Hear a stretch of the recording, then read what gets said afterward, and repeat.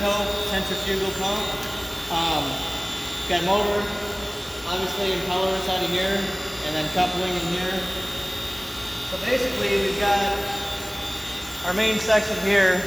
We've got bearings up in the front here, and then one bearing back in here. So basically, most of all of our maintenance stuff that we've got here, we've got a grease zerk right here, and then a plug right here.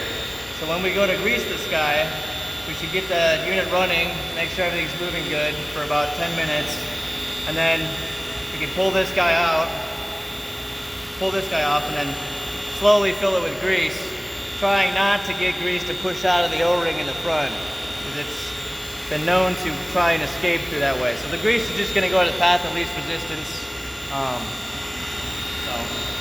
But it looks, we're full, should be good. Not building any heat right now, so bearings should be fine. On our back side here, we have a grease zerk here. This grease zerk is for our back bearing. So basically there's a tube that travels back to our back bearing back here. This guy right here is our oil fill. So basically this is the oil reservoir fill for the mechanical seal that's back in here. Is that for oil or oil? This is oil.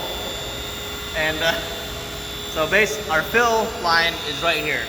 So basically pull this guy off, and then fill till we get a little juice coming out of here, just so we got air in there so we don't get heat come up and blow the seal out. Our drain for the oil, is right here in the very back where my finger is. This guy right here is the drain for our grease chamber. This chamber right here will slowly fill up with grease as we put grease into our grease zerks, and it falls out of the bearings into this neutral cavity. So we could pull this every now and then we'd be able to drain out whatever grease separation comes through there or whatnot.